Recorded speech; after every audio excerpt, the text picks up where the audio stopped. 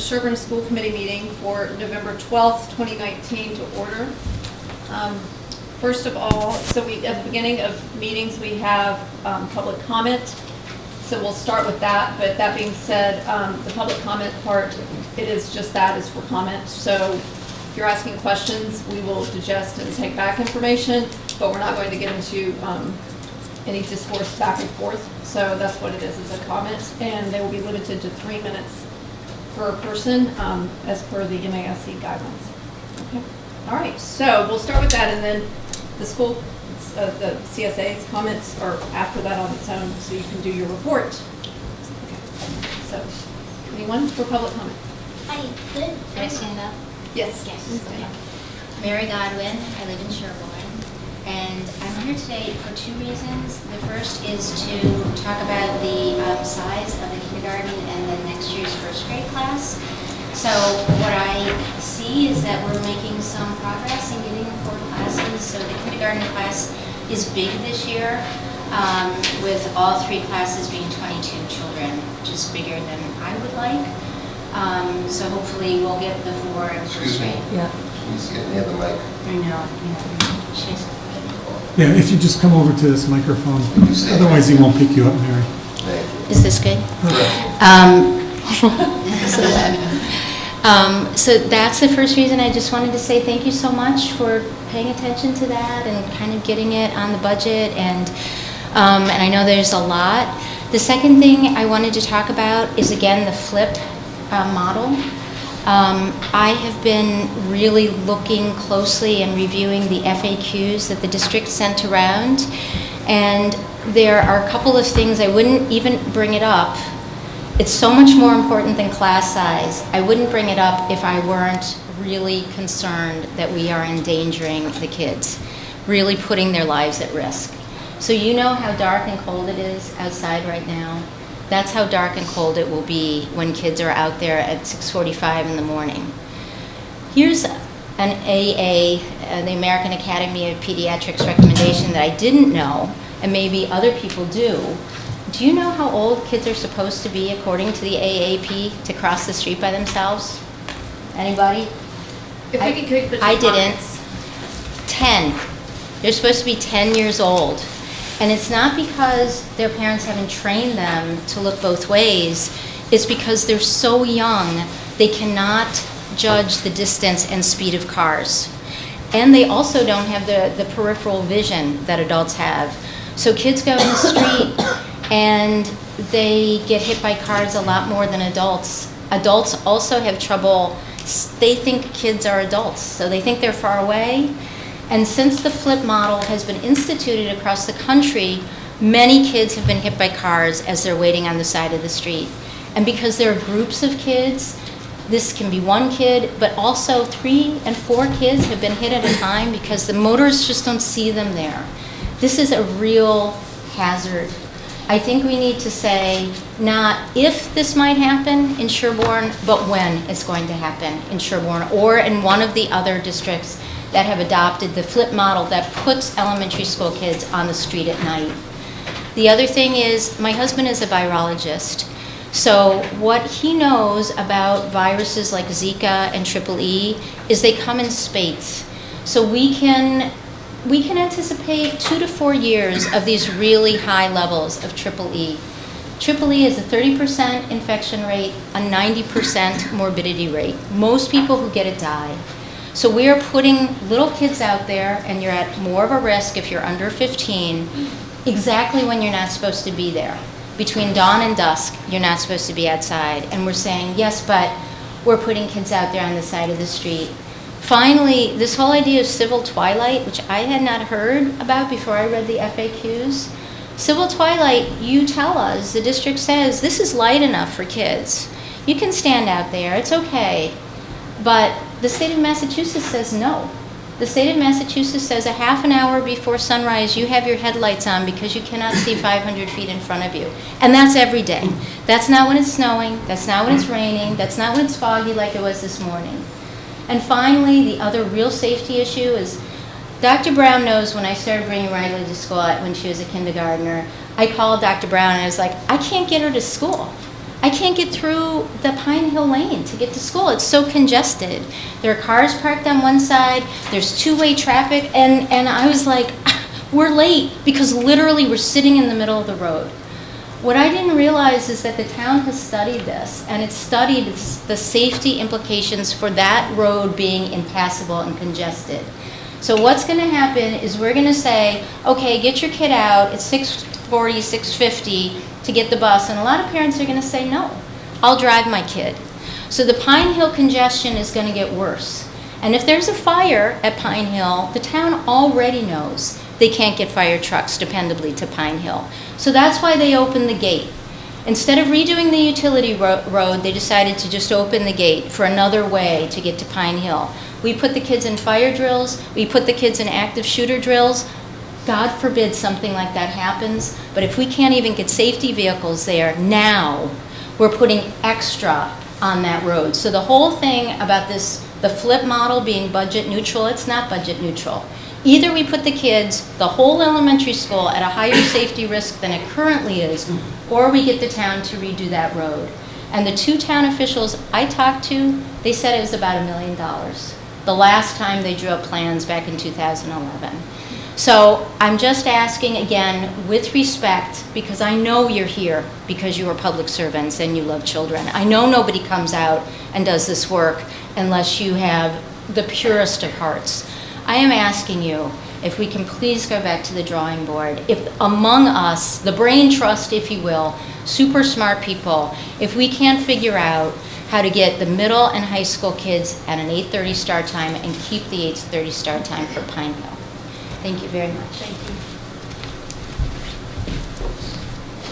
Hello, Alexis Madison.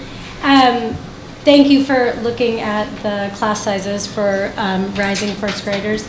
I think that's great that that's being looked at. I just want to make sure we also discuss the last time we were here, adjusting the guidance for class sizes. I know we were going to compare it against different districts, so I just want to make sure that's still being looked at, even if we check in with the first grade rising. Thank you.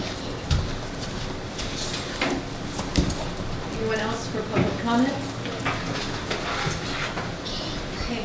With that being said, we're going to move to the second part of our agenda, which is the CSA co-presidents, Ms. Molly Cullum and Hannah Ireland, are going to tell us what's going on at Pine Hill. Do you want me up by the microphone? Yeah. Yes? That'd be great. Okay, it's very official Thank today. you. Yes. Can you guys hear me? Yes. Okay. Just a few things to get you guys up to speed on what's going on. We've had a busy start of the year so far.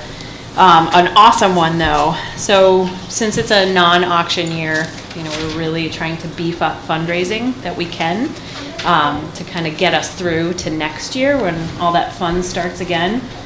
We've had our 5K. This was our 8th annual this year, which is crazy because I remember the first one. And it was awesome. I think we had a record number of attendees. The weather, of course, plays a big part, but we had so many attendees. And I think we net somewhere in the realm of $9,600. That was net. So we have not only do we have record attendees, but that's higher than we've brought in the past. So awesome job there. We had 2 new people running it this year, and I think it went off very smoothly. So that was exciting. We also had our 3rd annual Monster Mash, the kids' favorite, maybe not the parents, but and we actually had 300 attendees.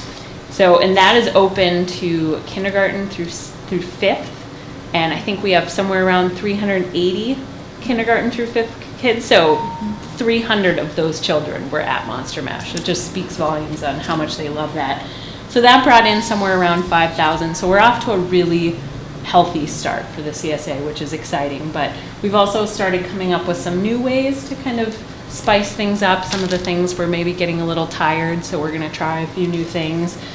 We launched a school store in the past week with our design expert in the house, Meg Siegel, all done by a Pine Hill parent, and we've already sold $1,500 worth of merchandise in the first week.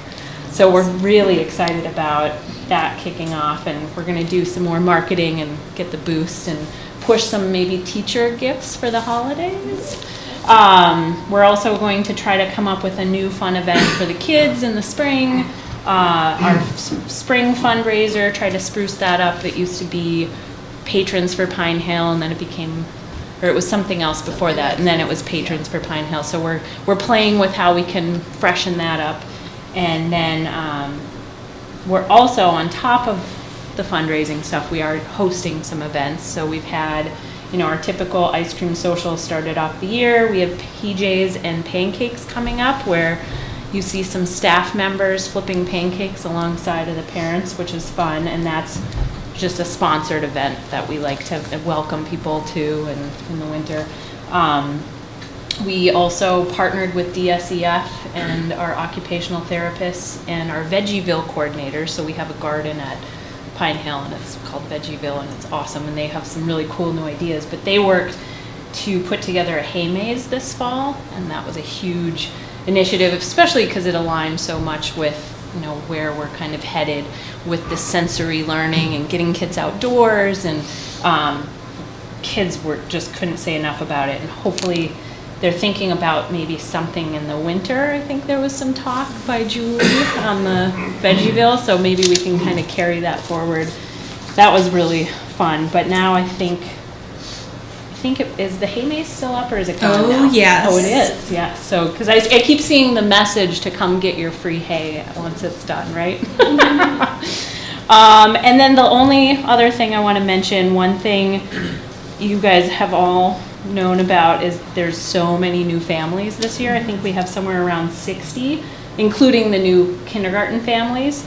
So we have this committee, that's the new families committee, and this year they really kind of ramped up and have paired existing families with new families, so they can kind of have a resource if they need to ask questions and just feel welcomed. And the new families committee hosted a happy hour at the Heritage, and we had almost 40 people, but I think there was about 20 new family parents that came and mingled and just kind of met existing people, and it was an awesome night. So it was really exciting to see that many people show up. But that's one thing we've really tried to boost this year with all of the new families, all these new kindergarten families.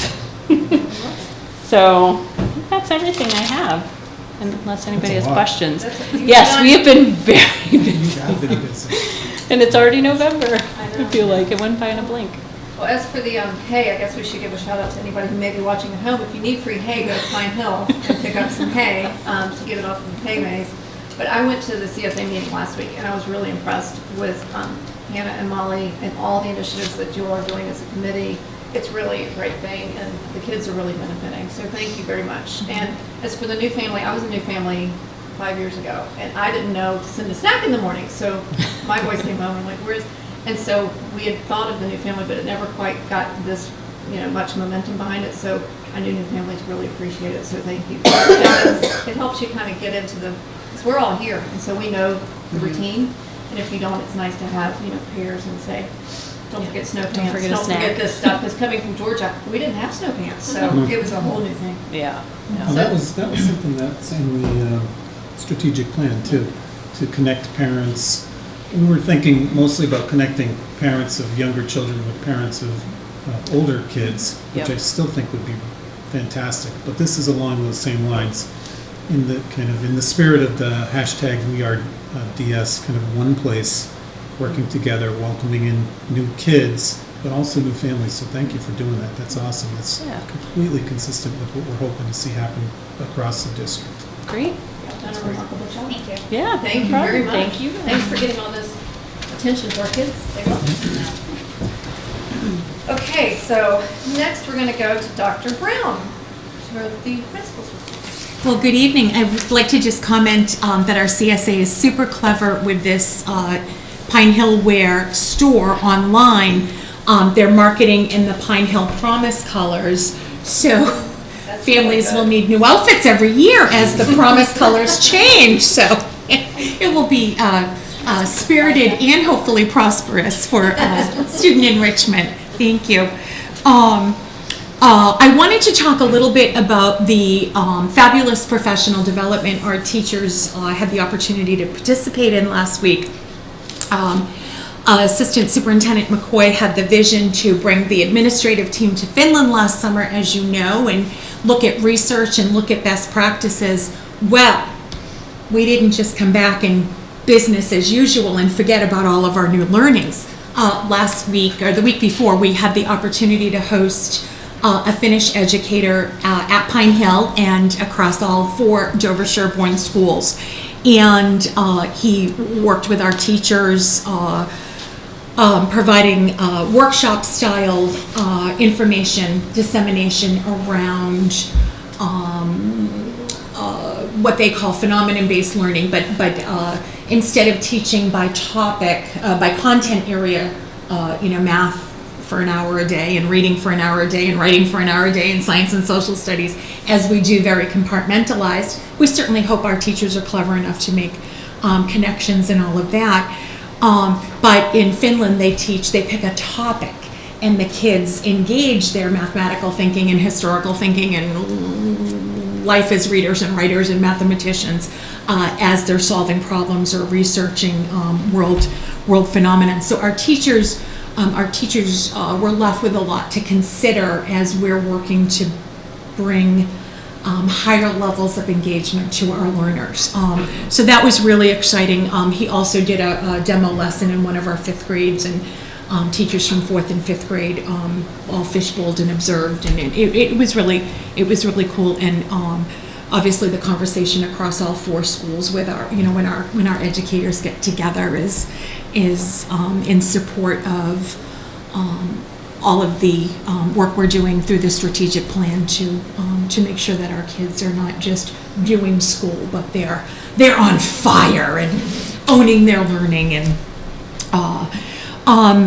I wanted to do a shout out for our obstacle course / maze. So thank you, CSA, for mentioning that. Another piece I wanted to mention, some of you at the CSA meeting last week, or who came to the parent coffee hosted by our assistant superintendent to talk about Portrait of a Graduate. It was really exciting to in both of those forums to talk a little bit about where our school system is going in terms of bringing innovative practices to our students and preparing students for the world that is hard to even envision, and how rapidly our world is changing and where our elementary students will be in 15 or 20 years. But it was very affirming because the Sherborn parents who were part of those conversations really leaning in and in support of all the reaching we're doing to bring cutting edge and innovative practices. So thank you for being part of those conversations. Assistant Superintendent McCoy also brought that conversation to our student council, which is comprised of 3rd, 4th, and 5th grade representatives. And they also had a very stimulating conversation. We didn't need to build as much background knowledge with them, though. They really their entry point was with more schema, and they're some of them are even, I might have been Walter, some of them are even envisioning robotic pets and some applications that we hadn't thought of. So anyway, it's really exciting to all of this work that the school system has, all the groundwork that the school system has been laying, and engaging with community members in those conversations is I feel like morale for educators is increased, and parent engagement has a fresh energy, and so thank you for those forums. Tomorrow night will be another one. 6:30, Mudge Auditorium. I'll see you there. Great video. Great video coming. And as a follow-up to Dr. Brown's comments about Petri, who came from Finland, I thought it was, I'm sure you felt the same way, Beth, kind of reaffirming to hear him say to the kids when he was working. I was in with a class of 6th graders who, by the way, were amazing, but he had a way of saying to them, we're going to learn some content today, and it's really important content, but we are also going to focus I'm going to be paying close attention to how you collaborate with your classmates and your communication with your classmates. So I thought, well, that's nice. We can do that too. That's really cute that he should mention it. But then he doubled down and said, so let's do this exercise. Is this good communication? If I'm having a conversation and telling someone something really important and that person is not really looking me in the eye, is that good communication? We kind of take for granted that everybody understands this, but in the Portrait of a Graduate, which we'll talk about tomorrow night, things like being able to collaborate with others and being able to communicate effectively, we do a great job with it, but we have to constantly double down on that with our kids, making sure that they understand the importance of eye contact and that they understand the importance of working together, because what we're hearing from industry is that when kids get out there, frequently today's youth have a harder time being thrust into a team, for example. So you join a startup and you're on this team, you better be able to adapt to 5 different people who you're going to be working with quickly. And because your career's, your job's part of the deal now. So these are huge skills. Petri was awesome because he reaffirmed everything that we've been talking about. And I think I'm with you. It's an exciting time. Beth deserves a ton of credit. She's done a great job with this. And kudos to our parents in the audience, because your kids are awesome. You have really, really, really good kids, and they think about things. And you have to see this video that I talked about before. It's about the Portrait of a Graduate, but there is a snippet in there with this one young lady who talks about why kindness matters and what it really looks like. It is special. And how old do you think she is? 4th grade. 4th grade. This is a young kid, as my mother would say, from the mouths of babes. You know, they speak deep truths at times. So thank you for giving us the kids you do. Thanks for your efforts too, Bob. Thank you, Dr. Brown. I was at the CSA meeting, so I got to hear all the exciting things that it was. It was very exciting.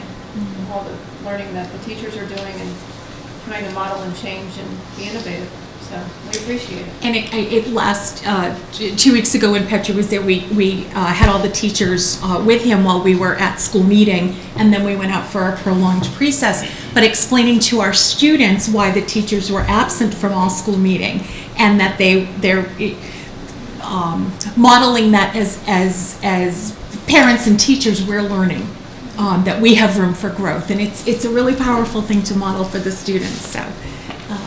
Yeah. So Your predecessor used to call it principal school. Mr. Nyhill, I remember him saying that. The parents would say he's going off to a conference. He'd call it principal school. So this was teacher school with Petri. So can I ask, Dr. Brown, since we've sent folks over to Finland and we've had Petri here, what's the next step at Pine Hill in terms of thinking about how we implement, kind of this thinking and this approach throughout the school? yes, and we'll be doing a more thorough presentation tomorrow night, but we're talking a lot, as you know, about student autonomy, students having more choice, more ownership in their learning, thinking about down the road of, we've done a lot of work shoring up units of study by content area. However, there's probably a lot of room to have an interdisciplinary approach to how we teach and to take it deeper. Yeah, and we have always an opportunity for more social justice, more global citizenship, global awareness embedded in student learning. We're working hard. I liken a lot of the things that were affirmed when we were studying and in Finland to a lot of the things we know from Challenge Success. The more authentic the learning experience for kids, the more connected to their world now and down the road, the more variety we provide for students to be able to show us what they know, not through traditional assessment, but through projects and using technology to show different kinds of products, commercials, or ways that our kids show us what they know. getting away from the more traditional measures that we still hang on to. But the DSEF grant that afforded us some money to provide some innovative space design in our classrooms got me thinking, and it's something as simple as how we micromanage where our children sit, when they eat, when they go to the restroom.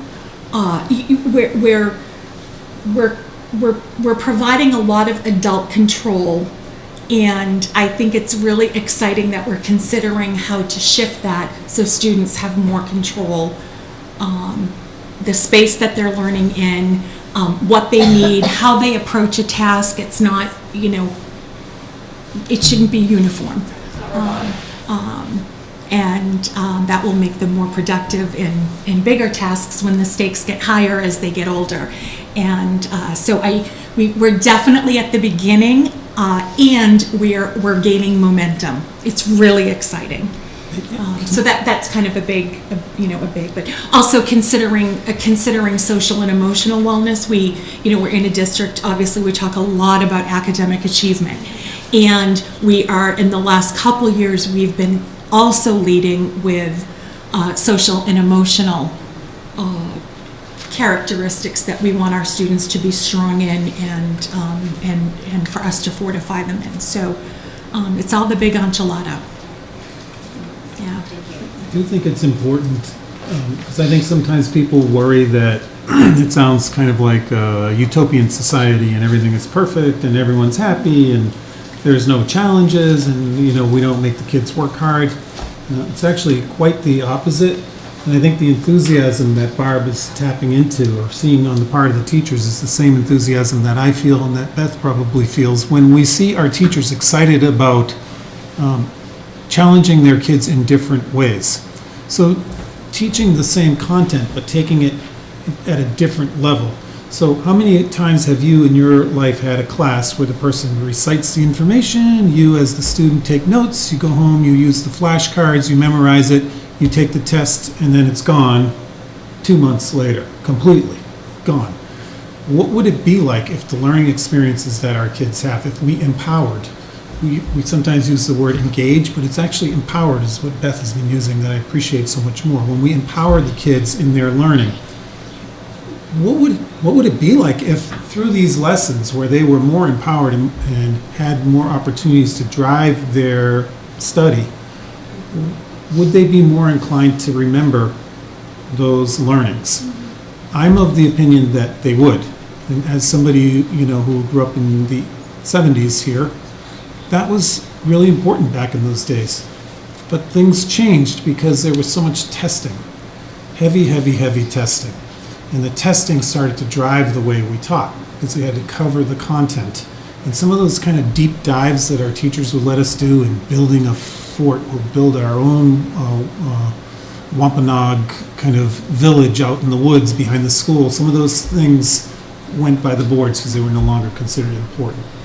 And yet there was really deep learning going on there. So I think that's actually why we're seeing so much excitement in the teachers and probably the kids. So yeah, these are really cool times. So we'll talk more about it tomorrow night. Thank you. Thank you, Dr. Green. Thank you. Any more questions?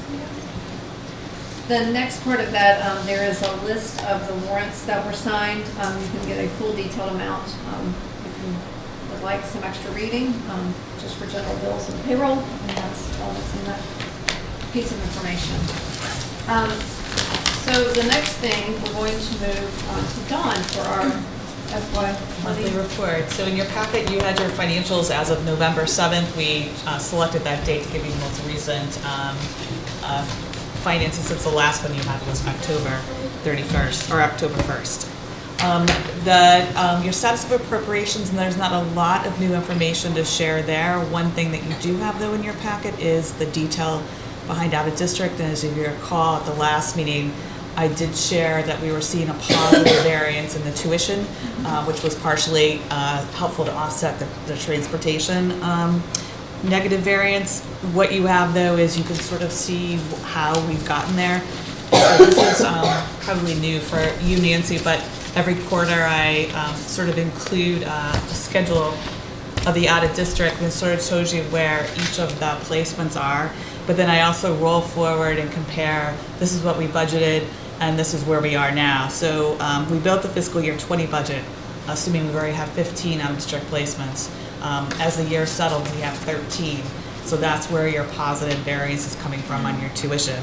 As you see, it's basically because 2 students left their out-of-district placements, not necessarily left the district, but left out-of-district placements, and that was the chunk of the positive variance of almost $100,000. And on the transportation side is, again, we just picked up some additional parent transportation than we originally budgeted, but we'll be able to absorb that. You also have your quarterly report for your special revenue and revolving funds. And we did that as of November 8th also to give you the most recent data that we had. Any questions on any of that? Anybody have a question? So now we'll move to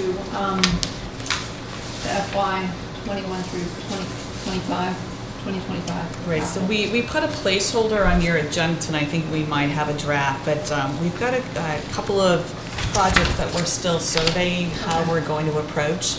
The town request for your capital budget is not till January, so I will ask for a little small extension so that you'll be able to approve your capital budget for fiscal year 21 at your January meeting. But if you remember, we did not have a lot of items on fiscal year 21. The only item that I think that we know for sure right now is the HVAC system in the computer lab. So we pushed that off a year, and we haven't had any problems, but we will definitely put that on your fiscal year 21. The other placeholder we had last year were your fire suppression devices. So we have decided to just start doing those on out of operating as they come up. Over the last year, we've only had 2 or 3 fail. So to invest that kind of money for some devices that are still working, we're going to take it wing by wing and probably incorporate it into the operating, your budget, your maintenance reserve. And in years when we get to the end and we have some money left, we'll do more. So our hope is to have them all replaced in the next 4 to 5 years, but we don't see any deficit for doing that way versus a full $50,000 capital project all in one summer. Okay. The other thing that we're looking at is in your on-site insight report, there's several items that sort of show up as operating. And one of those is the casework, which is sort of your cabinets and your sinks in some of the classrooms.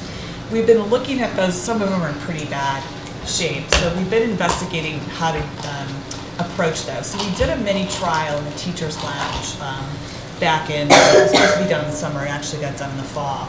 And with that trial, what we think we're going to do is, and I can check with the town to see how if they want us to put this in the operating budget or capital, but we want to do 4 of the classrooms in one of the wings that are the worst. And that would probably be around $20,000. So we're just trying to nail that down, but then also figure out how we should approach that. Because individually, it's not really a capital item. Right. So I'll work with the town to see if they'll approve that to incorporate into our operating budget, or do they want us to list it as a capital. Okay. And another is a big plumbing project that we're investigating right now. So there's a lot going on. I lost my key people out sick for 2 weeks, so. Okay. We're not where I'd hoped we would be, but I think timing-wise we'll be fine. Okay. All right. Well, we'll look for those in January. Yes. Okay. So then moving on, the next thing we have to do is we need to vote to approve the pre-kindergarten and non-resident tuition. Before we did that, I kind of wanted to see if Dr. Keough would address what pre-K is, because I don't know if it's what we traditionally think of pre-K in our system, and so I just want to make sure that everyone on the committee understands exactly what it is. Mm-hmm. So by law, we have to provide an education to any student with special needs from age 3 to 22.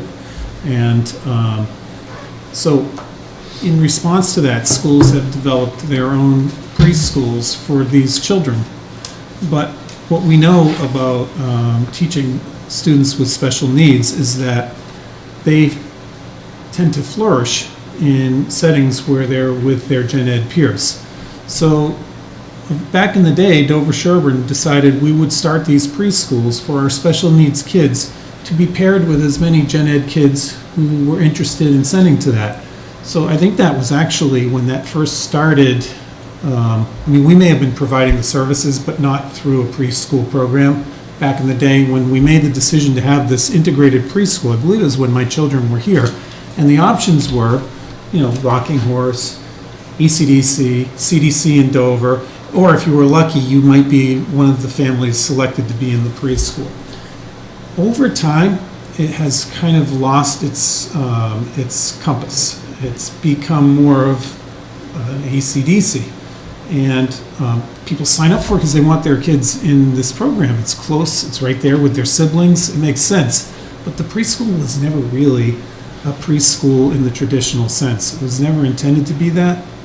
And it can actually become, running a preschool is a big operation. In fact, CDC in Dover was in fact run by Community Ed, which is out of the region. So we used to be in that business and got out of it, which tells you something. Because it's a huge undertaking, it really is. And it's probably better left to those who can dedicate, their resources to running these full-fledged preschools. So our preschool is intended to be for our special needs kids and as many gen ed kids as we need to pair with them. I asked Naomi O'Brien, who is our new special education coordinator. She is wonderful. If you haven't met her, she's fantastic. I asked Naomi to come and speak a little bit about what she envisions for next year, because we really trust her instincts on this, and because we are thinking about morphing it a little bit. Are you fine with? Are you okay with that, Naomi? Any microphone's fine. Hi, I've got some of you, not all of you. So I think in looking at the preschool, there's a lot of strengths and obviously I think some areas for growth, and I think being new, it was a really good opportunity for me to come in, kind of look at past practices, reach out to other districts, kind of see what they were doing as well. And just to preface, I also taught at integrated preschool for 8 years. Early childhood is like my background. It's like my jam. I love it. So in looking at the current model of the Pine Hill Preschool, all children with special needs are basically getting a very similar program. They're all coming for the same amount of time. Typical tuition-paying students are coming kind of for varied amounts of time, but really I think what was most striking is that all children who were coming in with special needs were all kind of offered the same type of program. And I think that in essence is not really what special ed is all about. We really want to make sure that we're differentiating and having multiple program models, even if we're a smaller program and really have one class. How are we making sure that we're meeting the students who are coming in with IEPs or special needs? How are we programming within the classroom to meet everyone's needs? And then kind of making sure that we have tuition paying students or general education peers to kind of model, and those students certainly benefit from any really rich environment that's helping to support our special ed students too. It's language rich, differentiated, play-based, really kind of just a very rich classroom and a rich program. So I think the intention of what we'd like to do for this coming year is kind of take a step back, look at what our special ed population needs, and then again offer tuition paying students and gen ed peers the opportunity to come in and really be part of that great environment as well. So given the numbers, and I've been in touch with early intervention and kind of who's coming down the pipeline and what our numbers would look like, I think within one class we can have several programmatic options. So you could have students with special needs coming for a full day program if they had more comprehensive needs or really needed, a full day of school. Oftentimes children with more kind of significant needs or more complex needs really benefit from a full day. And then you can have a morning model, which is a little bit, maybe about 3 hours. Those might be students that they receive maybe multiple related service providers, such as speech, OT, PT, and then those providers could also come into the classroom during that time and set up some groups and really do some modeling, which would be great. And then you could have an afternoon session, which would be a little bit shorter, about 2 hours. And those students might just need some social exposure, some help with like learning, following routines within a small group, but might have more or less kind of related services or less complex needs than some of the other students.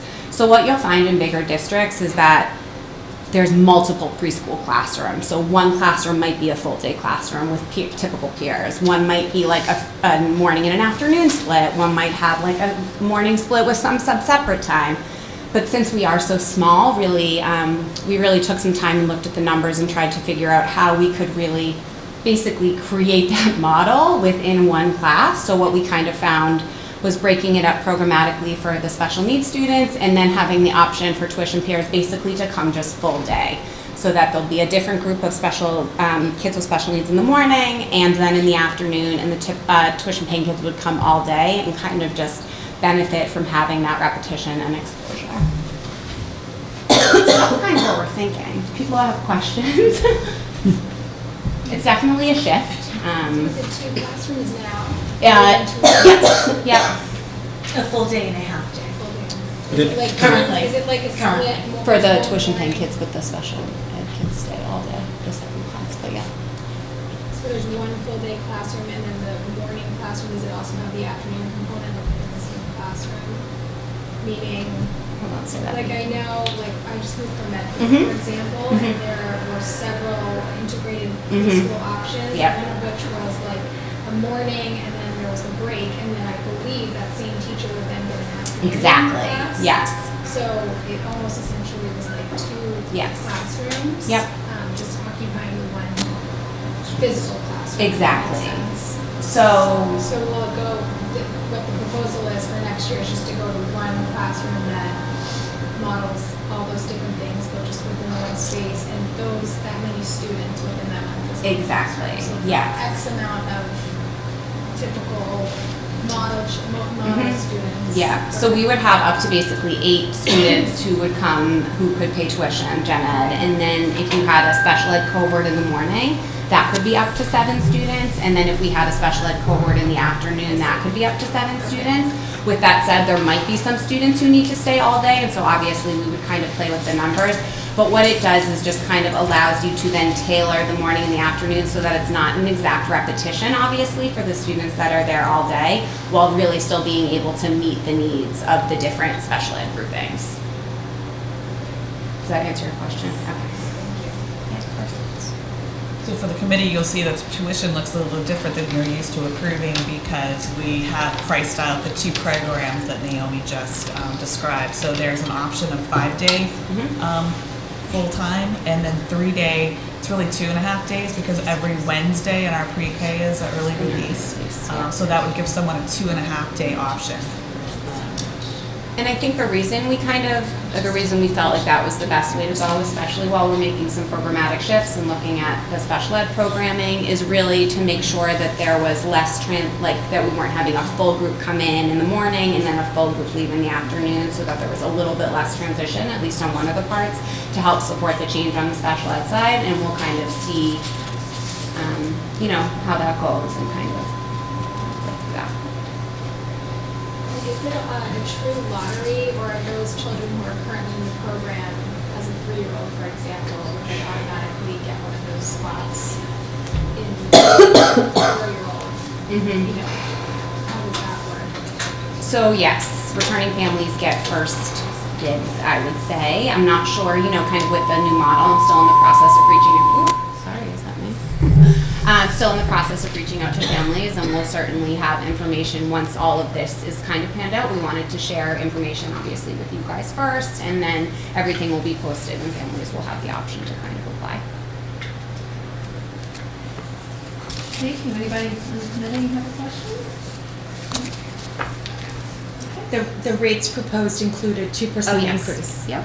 Yes, we're gonna go through, that's what I was gonna have Dawn present actually for both, because there's 2, we're gonna Right, have a there's motion 2, for 2 right. different things, so I want you to tell us what in dollars and cents, and then we'll do the motions. Right, so you do have 2 rates We do. to to We approve, have sorry. two different motions. Right, so the pre-K, I think the important thing was to explain you sort of the programmatic change.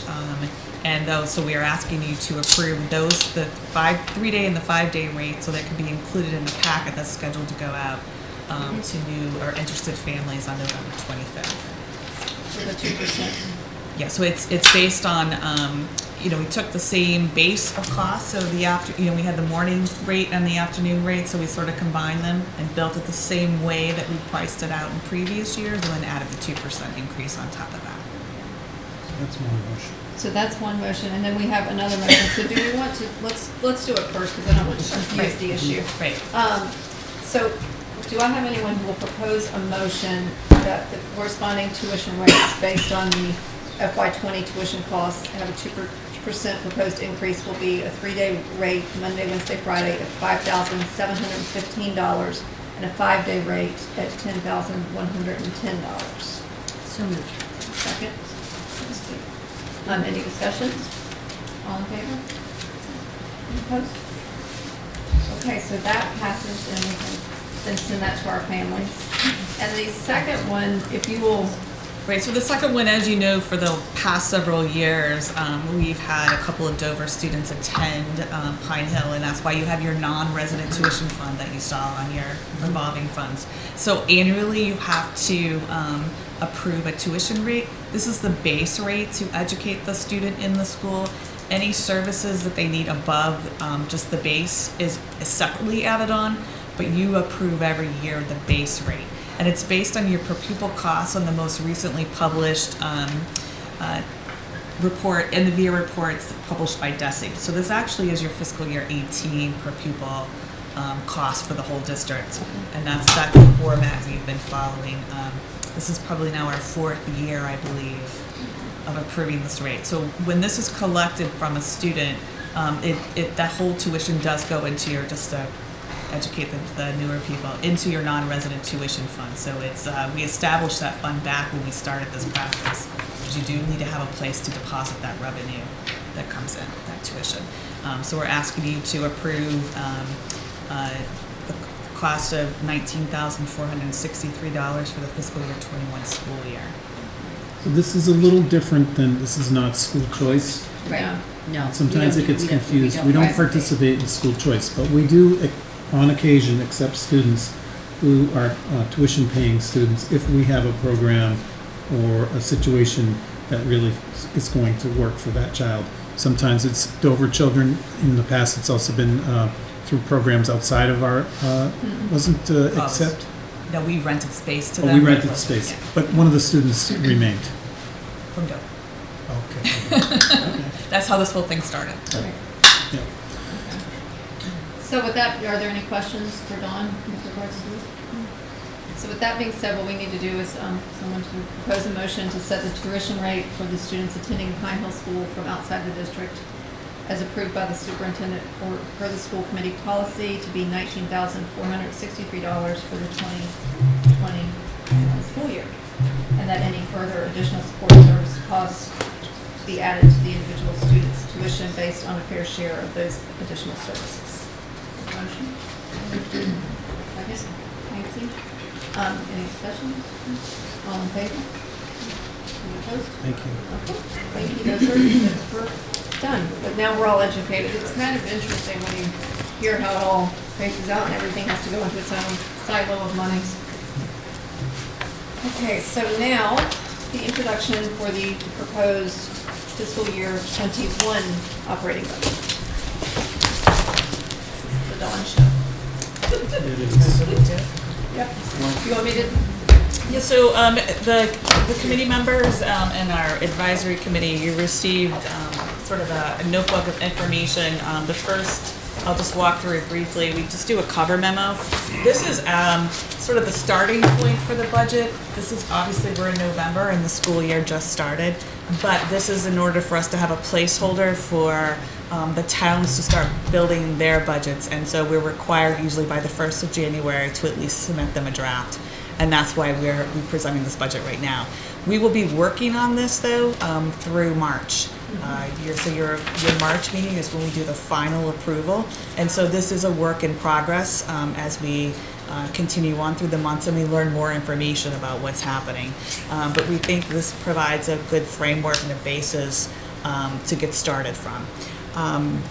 If you recall, we follow the guidance that Sherborn, we've been giving us sort of verbally, so you don't have it in your packet tonight. Once we get the written piece, I'll make sure the committee members get it, but basically it's 2% on salaries and level funded for the rest of your budget. This is an unusual year for us because all of our educators union and all of our collaborative bargaining units will be opening up negotiations, so we don't know what salaries increases are going to be for fiscal year 21. So have we've done in the past, built into your budget is a reserve for salary increases, and it's salary increases for every single employee in the district, because at this point we really don't know how things are going to turn out. In addition, this is one of those years where our bus contract is also going out. So I've also included a reserve in that number for your transportation contract. So in your budget book, you will see a line item called contract reserves. That's holding that placeholder for salaries and your transportation. So it helps us build a whole budget, but it doesn't really allow you to see on the various line items how it goes. So based on that, we presented the first budget where the draft we're presenting tonight actually is an overall decrease of just a little under 0.5%. And that's mainly being driven by the out of district. And as you saw what's happening in 20, that sort of continued into 21. And we can go through each of those pieces a little bit as we walk through the book.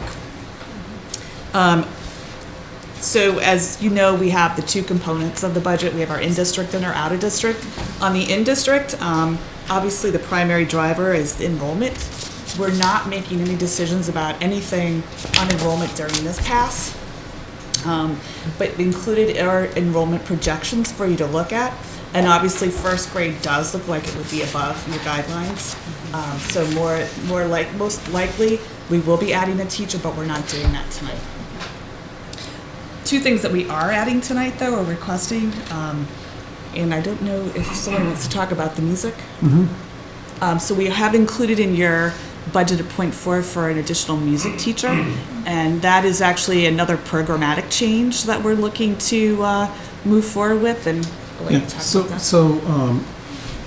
those of our folks in the audience or on the committee who have children who participate in the instrumental program know that a great deal of that instruction happens outside of school, and people pay for it. And we in the process of looking at our budget, we do in fact strive for consistency in Dover and in Sherborn. It's not always easy. These are two very different communities with different funding scenarios. But at the same time, we do not want one school to go without something that the other school can have, because that's obviously an equity issue. And currently, the Dover students are receiving their music instruction during the day with a 0.6 music instructor. And we have a very part-time, very part-time, it's once a week. It's less than 0.1. So if you think of a teacher as making up 5 sections, one of those sections is 0.2. You know, if you broke a teacher's day or year into a 1.0, you know, if you, or let's just call it 5 days. 5 days is 1.0, so if you know, 1 day would be 0.2, 2 days would be 0.4, 3 days 0.6. Our current music instruction is less than 0.1. It's not much, and then the parents are paying for a fair amount of it.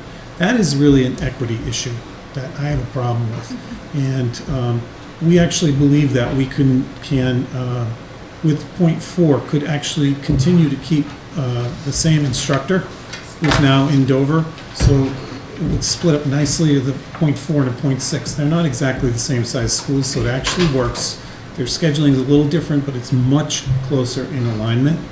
So we think that this is the way to go. It does not mean that kids couldn't get additional lessons after school, outside of school. It might have to be with someone different because our teachers are not allowed to tutor their own children. It's just not something we do, and you can see why that would be a problem.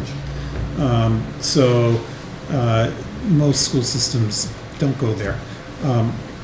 But we don't want to potentially lose this instructor, and we think that this is a way to have the best of both worlds. So we are including that in your first pass of the budget. And the other staff addition we're doing is, if you remember last year, we had proposed to increase your school psychologist to a 1.0. At the end, we had to take that out for funding reasons, but we still feel that is a necessity. So we're putting it back in to the budget process this year and hoping that it'll survive, and we'll have a 1.0 psychologist, and that will be actually equivalent to all of our other individual buildings that have a 1.0 psychologist. It's a really important role that sometimes gets overlooked. The psychologists do the evaluations of our students when we're trying to make an assessment as to whether or not the child does need additional services. We have to have our expert opinion, and so it's important that we have someone. I know Naomi works closely with our psychologists. Not to mention that we are paying close attention to our SEL services, our social emotional learning of our kids, and want to be able to use our psychologists for more than just assessments. And that's really the big issue. You should have a psychologist available for your kids who are really struggling. It's a reasonable expectation from the school system. So those two additions are around $45,000, which actually is not a large percentage based on your total budget. On the non-salary side, we're looking at about $36,000 of increases.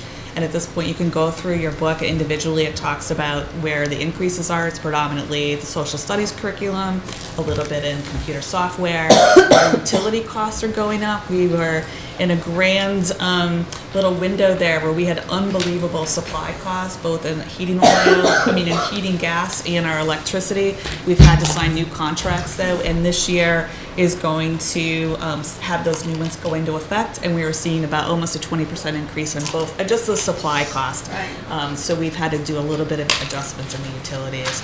But really, we are putting forth pretty much a same budget as we did last year, with just a few tweaks where the cost is beyond our control.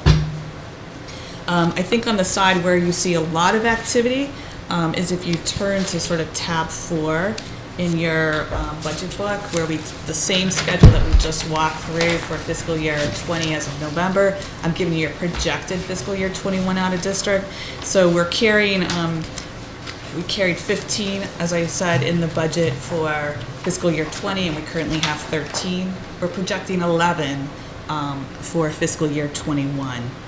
And if you look at the changes from fiscal year 20, the box there, you can see that it's pretty significant numbers that we're looking at. You have 5 students who are graduating or aging out to almost $500,000. So that's where we're really seeing the impact.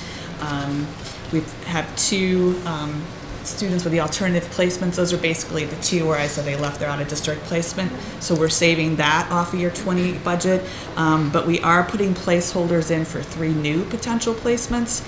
So we are reserving some of that savings, around $200,000, to cover those. Those are potentials, so as we progress through the budget process, you may see those either dissipate or we could increase that. So that's where we're guessing right now. And then we always add a 3% tuition increase onto our current tuitions to get us to where we end up with the almost $800,000 out-of-district gross. Now remember, we then only fund in the general fund a piece of that. And so what's in your general fund is that $800,000 less the $250,000 of circuit breaker that we will apply to those costs for next year. Again, that number will probably tweak too, but $250 is usually where we start. And then as the year progresses and we see what our circuit breaker reimbursement is going to be for next year, and what if there's any unexpected things that come up that we might need to use circuit breaker for, that's an area too where we can refine that number as we move along. But this is, I think, a really excellent place to start. At this point in time, your savings and out of district is funding the increases that you need for in district. So there is sort of no ask to the town at this point, which should help their financial situation. Any questions, Margaret? And as she said, this is just a first glance. We'll get more into it as we see adjustments that need to be Yeah, made. so please spend time looking. I try to put detailed notes in there. Any questions you have in the interim, go ahead and send to Angie, because we won't meet again on this until January. So if something comes up, I'm happy to answer, so you don't have to hold it till January. Send them to me and I'll pass them on and we'll get some answers. Okay. All right, thank you. Thanks, Dawn. So the next thing we have is the consent agenda, the approval of the minutes from October the 15th. I did not see any corrections that needed to be made. I don't know if anybody else did. It seemed, just to my recollection, to be correct. So if I could get someone to serve a motion to approve the minutes for October 15th, 2019. Second. All in favor? All right. So what else is contained in your packet? There is the MCAS breakdown. Like I said, I don't really like teaching to the test. I think there's a lot more to be taught, but it's the necessary evil, unfortunately. So that's in there if you want to review it. And if you have any questions, you can pass those on to me as well, and I can give those to the proper source, either Dr. Brown or whomever. And other than that, there's the regional school committee meeting minutes from October 7th for your reading pleasure, and the Dover School Committee meeting minutes from September 24th. The next thing that we have is our next meeting as a school committee will be January 14th, 2020 at 5:30 p.m. So it's a change in time. So any agenda items that you see that need to be placed, email myself and Cheryl Ingersoll. We'll make sure they get on the agenda. So with that being said, do I have a motion, Richard? Second, Nancy? Thank you. No, we do not have an executive session. We are finished. Good. Yep. We are finished with this for tonight. Okay. So, thank you all for coming on this lovely, balmy, frigid night. So do we